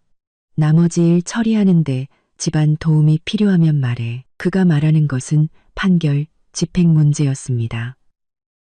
강민준이 순순히 회사와 집을 내놓을 리가 없으니까요. 아니, 오빠, 김 변호사님이 잘 처리해 주실 거야. 나 혼자 할 수 있어. 백서준은 그래, 라고만 하고 더는 묻지 않았습니다. 하지만 저는 알고 있었습니다. 제가 필요하다면 그는 언제든 나설 것이라는 것을. 예상대로 며칠 지나지 않아 강민준에게서 전화가 왔습니다. 이번에는 분노가 아니라 절망에 가까운 쉬어버린 목소리였습니다. 백서연, 판결문 받았다. 저는 말없이 그의 다음 말을 기다렸습니다. 그는 숨을 몰아쉬며 떨리는 목소리로 말했습니다. 회사는 이제 껍데기만 남았어. 창신산업 계약이 끊기면서 자금줄은 막혔고 빚만 잔뜩 남았다고. 네가 자산을 다 가져가면 나는 정말 아무것도 없어. 그리고 그 집은 우리 부모님이 평생 모은 돈으로 계약한 거야. 저는 조용히 듣고 있었습니다. 마음에는 어떤 동요도 없었습니다. 이제 와서 아무것도 없다고요? 진작에 무슨 짓을 했는지 돌아보지 않고요? 강민준 씨 판결은 법원이 내린 거지 제가 내린 게 아닙니다. 그리고 당신 부모님의 계약금은 결혼 후 우리가 함께 대출금을 갚았고 집값 상승분에도 제 기여가 있습니다. 당신네 집돈만 돈이고 제 헌신과 청춘은 돈이 아닌가요? 강민준은 제 질문에 아무 말도 못했습니다. 한참 뒤 그는 거의 우는 목소리로 말했습니다. 서연아, 제발 부탁이야. 예정을 생각해서 나한테 살길 좀 열어줘. 회사 지분 조금만이라도 남겨주고. 집은 우리 부모님이 사셔야 한단 말이야. 저는 그의 말을 잘랐습니다. 목소리는 얼음장처럼 차가웠습니다. 당신이 조아라와 노란하고 당신 어머니가 그 메시지를 보낸 순간부터 우리 사이에 정 따위는 없었습니다. 살 길은 스스로 찾는 거지 남이 열어주는 게 아닙니다. 당신들이 나를 벼랑 끝으로 몰았을 때 제게 살 길을 열어줄 생각은 해봤나요? 저는 잠시 말을 멈추고 그의 마지막 희망을 짓밟았습니다. 그리고 판결에 따라 당신은 지정된 기한 내에 자산명의 이전과 정산 절차에 협조해야 할 의무가 있습니다. 만약 거부하면 법원에 강제 집행을 신청할 겁니다. 그때는 상황이 더 꼴사나워지겠죠. 전화기 너머에서 강민준의 억눌린 흐느낌이 들려왔습니다. 그리고 전화는 거칠게 끊겼습니다. 저는 그의 현재 상황을 상상할 수 있었습니다.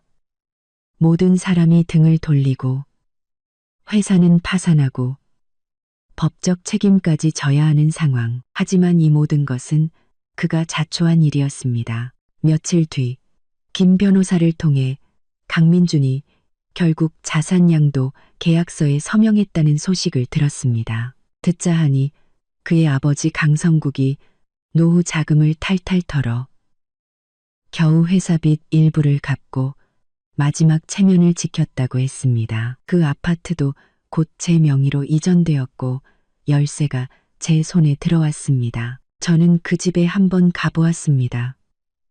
안에는 강민준과 조아라의 생활 흔적이 희미하게 남아있어 더욱 역겹게 느껴졌습니다. 저는 바로 부동산에 연락해 그 집을 월세로 내놓았습니다. 배신으로 가득 찬 이 집은 1초도 더 보고 싶지 않았습니다. 매달 통장에 찍히는 월세 수입으로 바꾸는 것이 가장 현실적인 선택이었습니다. 이로써 저와 강민준 사이는 법적으로나 경제적으로나 완전히 정리되었습니다. 하지만 저는 알고 있었습니다. 어떤 사람들은 그렇게 쉽게 포기하지 않는다는 것을. 특히 돈줄이 끊긴 새며느리 조아라는 말이죠. 그녀는 저를 쫓아내기 위해 온갖 수를 썼지만 호강은커녕 강민준과 함께 빚더미에 앉게 되었습니다.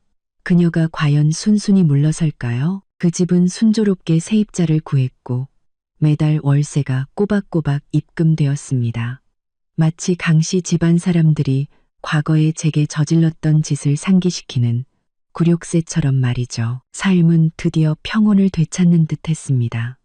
저는 수민이가 소개해준 브랜드 기획사 파트너 제안을 진지하게 고민하기 시작했고 다음 주에 만나기로 약속까지 잡았습니다. 강씨 집안의 소란이 드디어 제 인생에서 사라지리라 믿었을 때 낯선 택배 상자 하나가 집으로 배달되었습니다.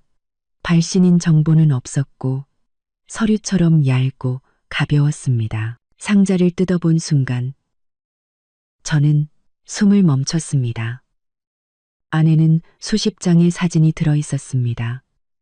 사진 속 주인공은 저였습니다. 하지만 배경은 제가 결혼 전 부모님 댁에 살 때 오랜 남사친과 동네 카페에서 가끔 만났던 모습이었습니다. 사진은 교묘한 각도에서 찍혀 마치 우리가 매우 가까이 붙어 있는 것처럼 보이거나 활짝 웃는 모습이 연인처럼 보이게 연출되어 있었습니다. 하지만 맹세코 그는 그냥 어릴 적부터 친구였고 그의 아이는 이미 학교에 들어갔습니다.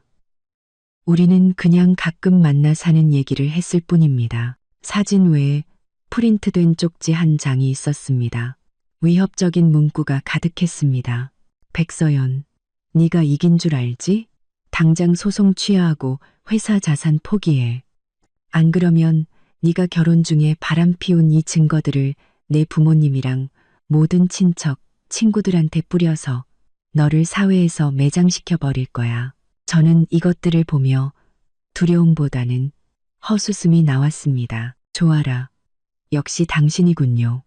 스스로의 머릿속이 더러운 사람만이 이런 저급한 수단을 생각해낼 수 있습니다. 강민주는 지금 제정신이 아닐 테고 박선자 여사의 머리에서는 이런 치밀한 계획이 나올 리가 없죠. 저는 즉시 사진과 쪽지를 찍어 김 변호사에게 보내고 상황을 설명했습니다. 김 변호사는 침착하게 이것은 명백한 협박 미수이며 경찰에 신고할 것을 권했습니다. 또한 이것은 조아라의 인성이 저급하다는 증거로 이혼 사건에서 그녀가 부정적인 역할을 했다는 것을 뒷받침하는 자료가 될 수 있다고 했습니다. 저는 잠시 생각하다 말했습니다.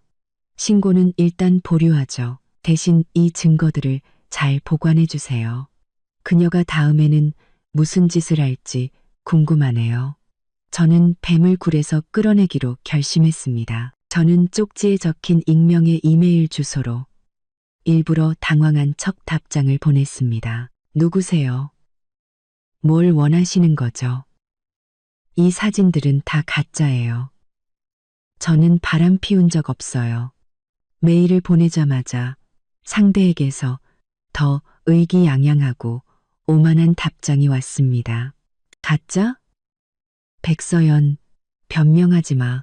증거는 차고 넘쳐. 3일 주겠다. 내가 시키는 대로 해.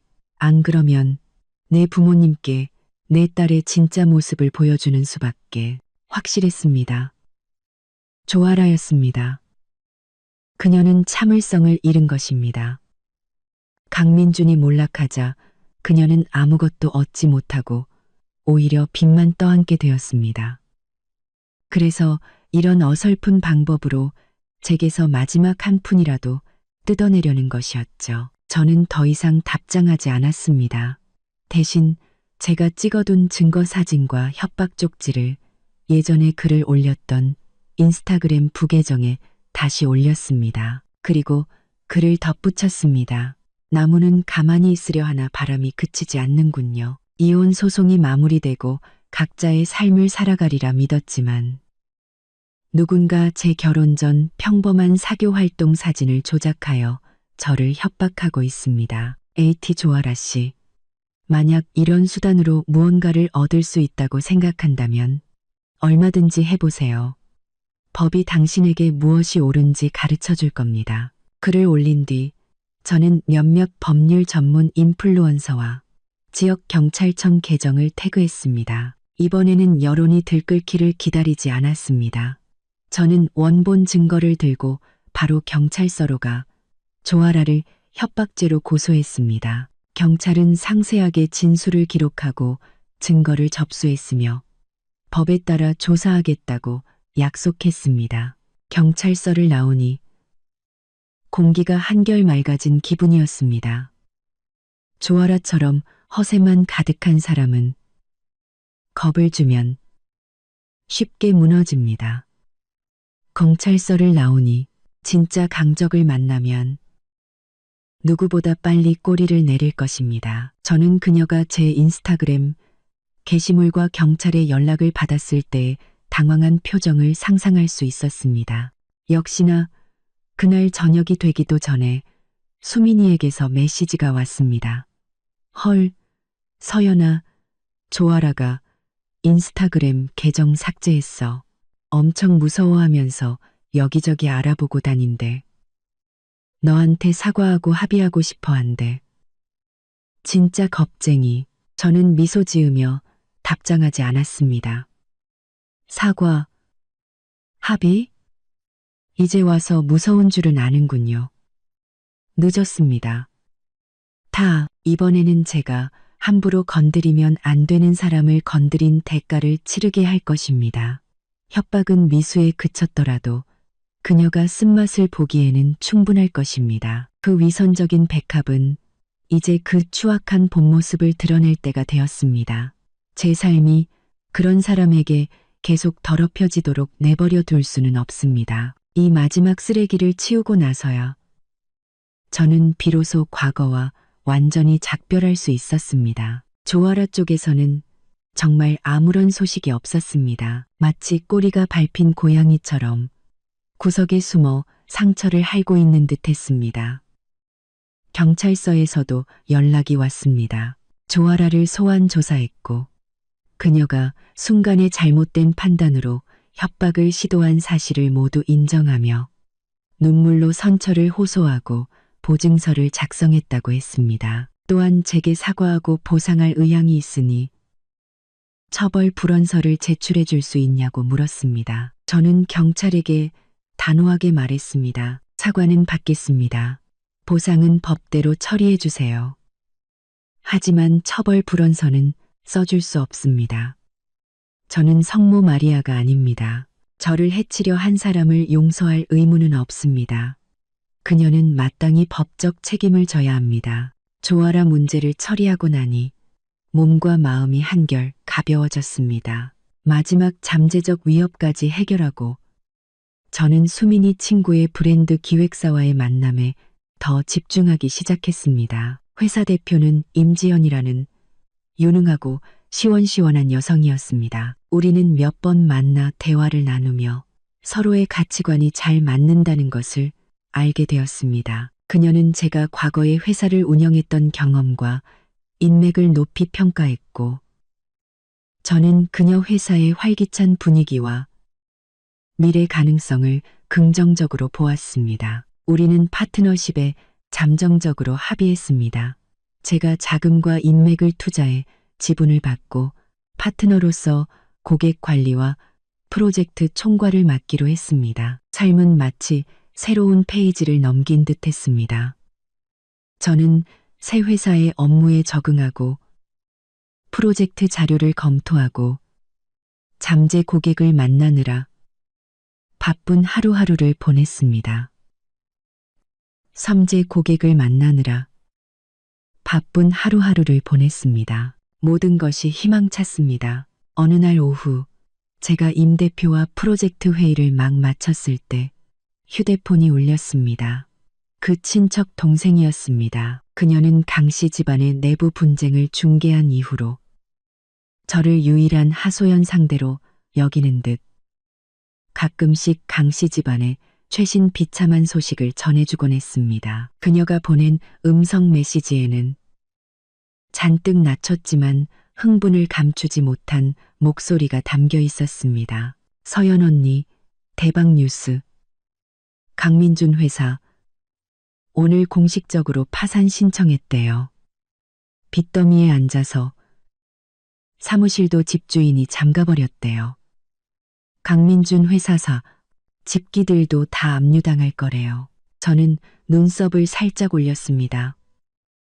예상했던 바였습니다. 그리고 더 대박인 건요.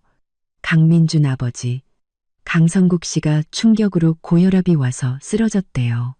지금 병원에 입원해 있는데 집안이 완전 난장판이에요. 박선자 여사는 매일 병원에서 울면서 언니 욕했다가 좋아라. 욕했다가 다 너희들 때문이라고 난리래요. 저는 아무런 감흥도 느끼지 못했습니다. 강성국이 입원한 것은 안타깝지만 아내와 아들의 잘못을 방관한 그 역시 자업자득이었습니다. 박선자 여사의 저주는 더더욱 제게 아무런 영향을 미치지 못했습니다. 제일 웃긴 건요. 조아라는 지금 코빼기도 안 보인대요. 병원비 내라고 할까봐 병원에도 안 온다네요. 여기저기 돈 많은 남자 소개해달라고 알아보고 다닌대요. 진짜 나무가 쓰러지니 원숭이도 흩어지네요. 저는 알았어.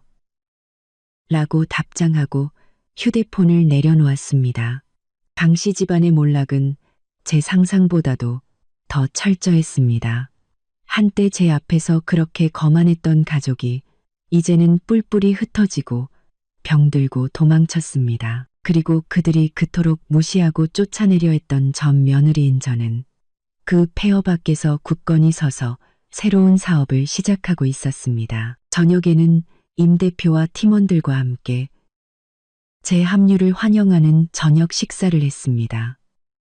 식탁에서는 업계 동향과 회사의 미래에 대한 즐거운 대화가 오갔습니다. 저는 주스를 마시며 창밖에 네온사인을 바라보았습니다.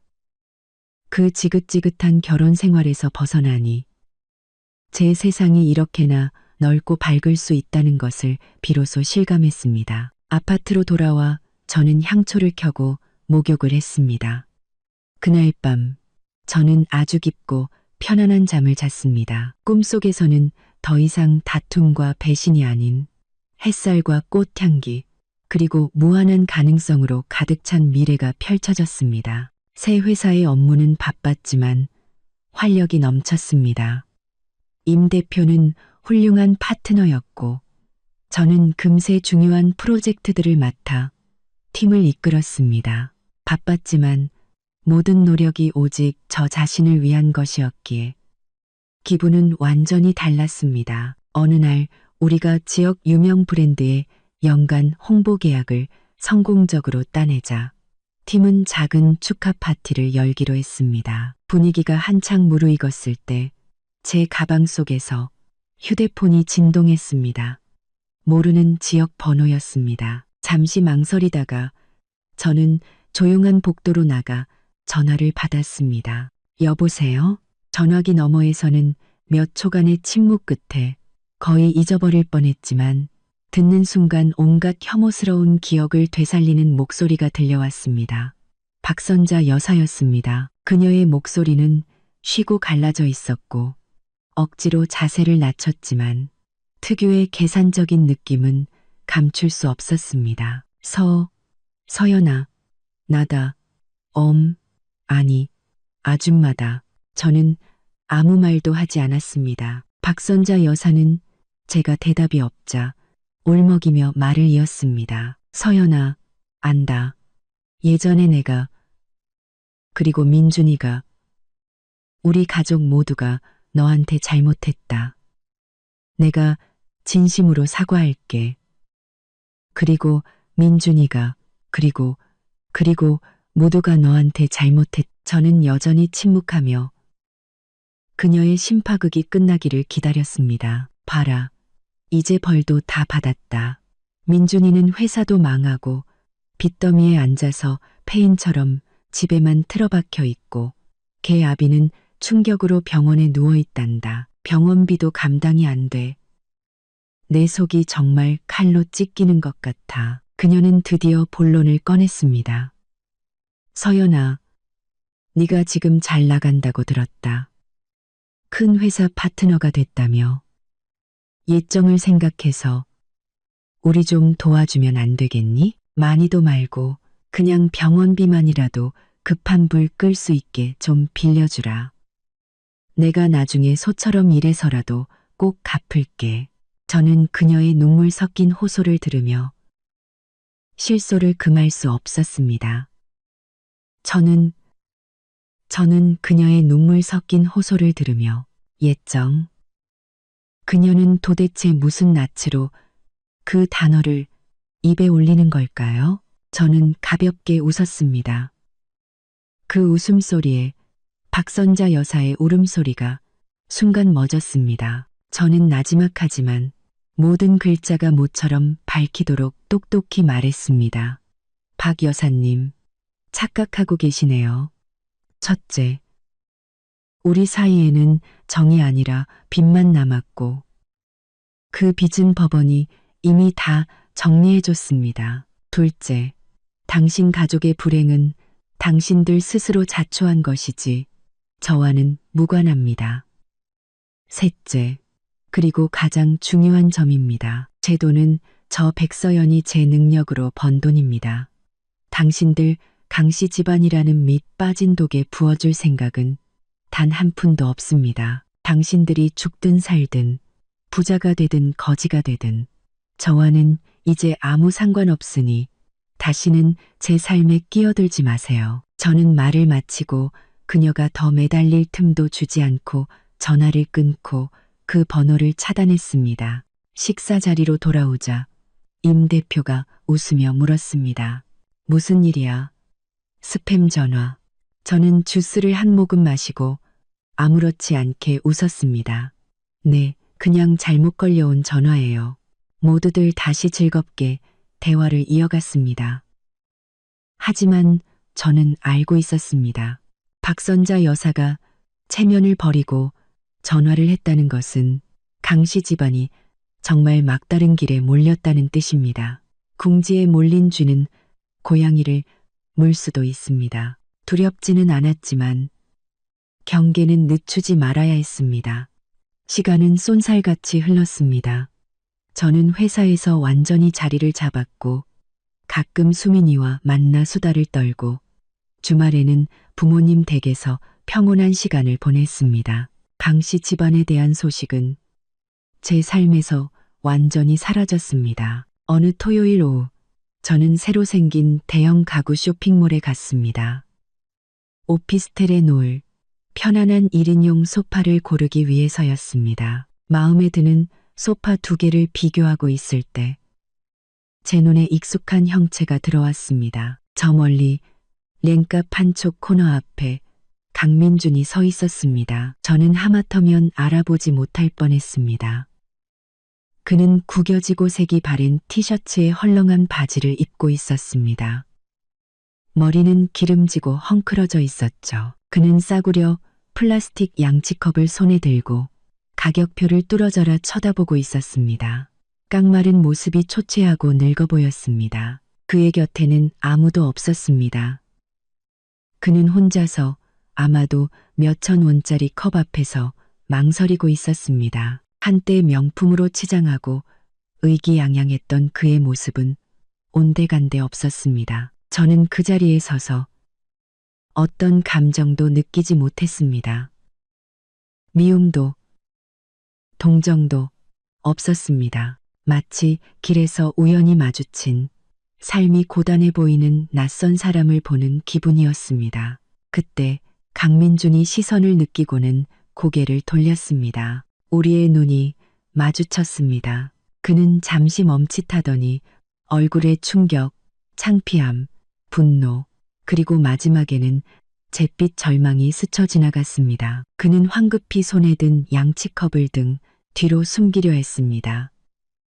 그 행동이 우스꽝스러웠습니다. 그는 무언가 말하려 입을 열었지만 아무 말도 하지 못하고 그저 저를 뚫어져라 쳐다보았습니다. 그의 눈에는 몰락한 자의 원망과 형언할 수 없는 후회가 담겨 있었습니다. 저는 아무렇지 않게 시선을 거두고 옆에 있던 직원에게 제가 고른 소파를 가리키며 말했습니다. 이걸로 배송해 주세요.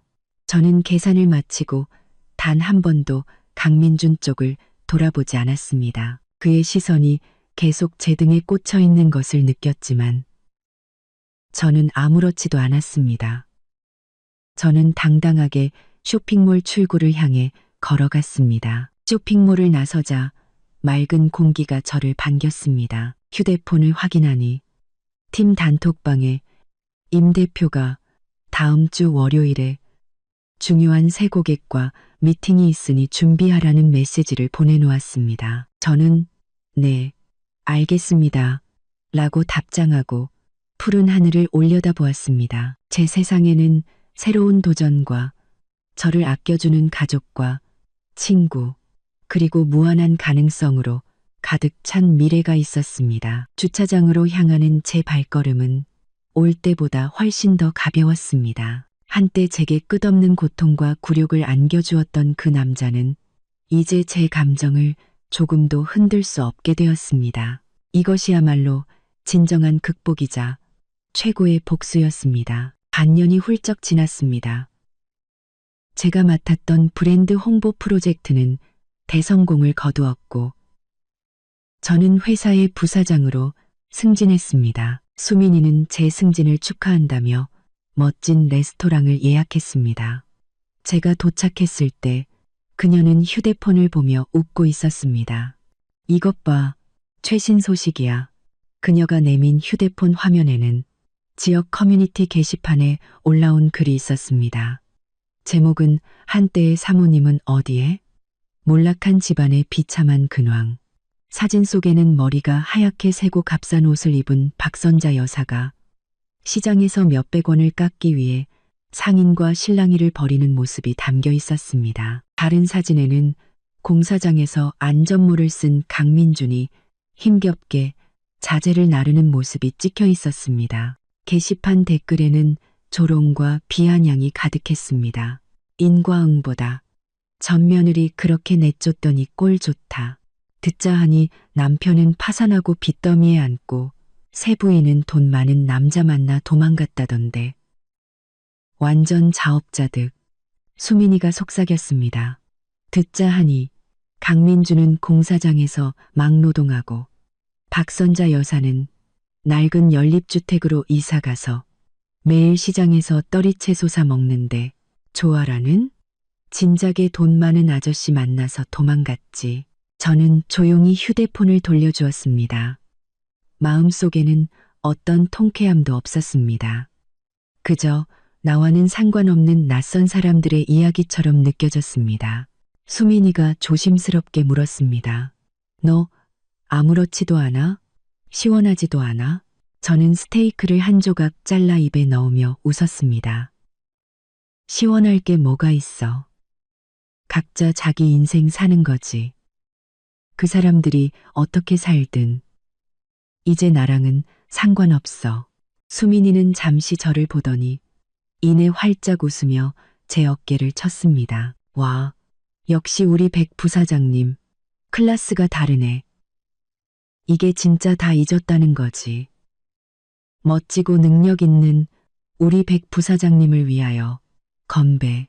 우리는 웃으며 잔을 부딪혔습니다. 레스토랑에는 부드러운 음악이 흐르고 맞은편에는 저를 진심으로 축하해주는 친구가 있었습니다. 저는 이 순간 전에 없던 만족감과 평온함을 느꼈습니다. 식사를 마치고 저는 밤거리를 천천히 걸어 집으로 향했습니다. 밤 공기는 상쾌했고 도시의 불빛은 아름다웠습니다. 한때 저는 이혼이 세상이 무너지는 일이라고 생각했습니다. 하지만 이제는 압니다. 잘못된 사람과 환경을 떠나는 것은 실패가 아니라 새로운 시작이라는 것을. 그 붉은색 이혼 서류는 제 인생의 오점이 아니라 더 나은 삶으로 가는 통행증이었습니다. 강민준, 박선자, 조아라. 그들은 이제 제 인생의 배경 속에 희미한 점으로 사라졌습니다. 제 세상은 넓고 미래는 깁니다.奮闘할 가치가 있는 사업, 진심으로 저를 아껴주는 사람들, 그리고 무한한 가능성이 있습니다. 과거는 그냥 과거에 묻어두면 됩니다. 아파트 아래에 도착해 제 집 창문에서 새어나오는 따뜻한 불빛을 보았습니다. 저곳은 온전히 저 백서연만의 아늑하고 평온한 안식처입니다. 저는 가볍고 단호한 발걸음으로 건물 안으로 들어갔습니다. 제 새로운 인생은 이제 막 시작되었습니다. 그리고 이번에는 오직 저 자신을 위해 가장 멋진 모습으로 살아갈 것입니다.